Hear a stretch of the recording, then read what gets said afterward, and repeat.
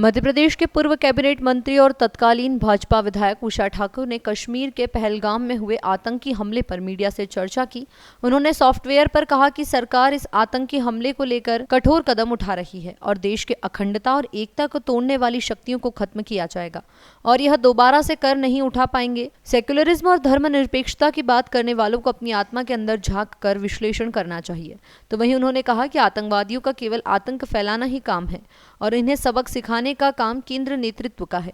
देश के स्वर्ग में धर्म पूछ पूछ कर मारना और मानवता को शर्मसार करने वाले लोगों को छोड़ा नहीं जाएगा, उन्हें सबक सिखाया जाएगा। कलमा पढ़ने की बात को लेकर उनका कहना था कि जिस धर्म ग्रंथ की वह बात करते हैं उन्होंने उस धर्म को न पढ़ा है न समझा है।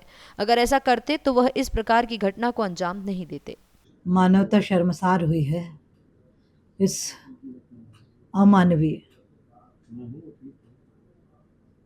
जो घटना हुई है, उसके लिए बिल्कुल हर देशभक्त की आत्मा आहत है।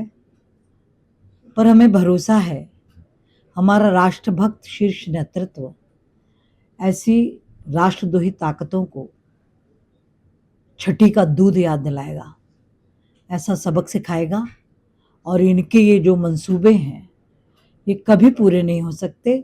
ये देश की एकता और अखंडता को चुनौती देने का जो दुस्साहस कर रहे हैं, ये दोबारा सिर उठाने की स्थिति में भी नहीं बचेंगे, क्योंकि ये मोदी का भारत है। शीर्ष नेतृत्व हमारा राष्ट्रभक्ति और राष्ट्र निर्माण के लिए संकल्पित है।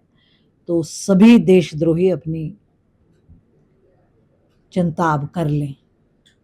दीदी, कई बार देखने में आता है कि कई इस तरह की घटना घटित हो जाती है और लोग कहते हैं कि भारत में हिंदू मुस्लिम सिख सब भाई भाई है। उन लोगों को क्या कहना चाहेंगे इस घटना के बारे में? उन लोगों को यही कहना चाहेंगे कि आप अपनी आत्मा की गहराई और सच्चाइयों के साथ इन घटनाओं का विश्लेषण कीजिए और फिर आपके क्या विचार हैं वो समाज को बताइए। सेक्युलरिज्म की बात की जाती है विपक्ष के नेताओं के, आतंकवादियों का कोई धर्म नहीं होता, उसको लेकर क्या कहना चाहिए? आतंकवादियों का तो धर्म सिर्फ आतंक फैलाना है और उनको सबक सिखाना समर्थ सक्षम केंद्रीय नेतृत्व को आता है। लेकिन इस घटना के बाद से धर्म की बात जो सामने आ गई है कि धर्म देखकर आदमी को गोली मार दी गई, ये बहुत ही निंदनीय कृत्य है कि धर्म पूछ पूछ के आप नागरिकों को हत्या करेंगे। तो इस हिंदुस्तान में रहने का, इस देश के स्वर्ग को बर्बाद करने का कोई अधिकार ऐसे नरपिशाचों को नहीं बनता और अब वो सब अपनी खैर मनाएंगे इस घटना के बाद।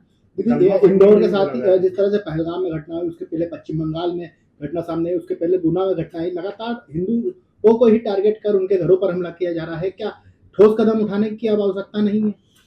ठोस कदम उठाने की आवश्यकता है और मुझे लगता है नेतृत्व जिस प्रकार से हमारा चैतन्य है, सक्षम है, निश्चित रूप से पर एक बार, दो बार, तीन बार अब ये कोई छोड़े नहीं जाने वाले, ये सब कठोरतम दंड पाएंगे, ये तय है।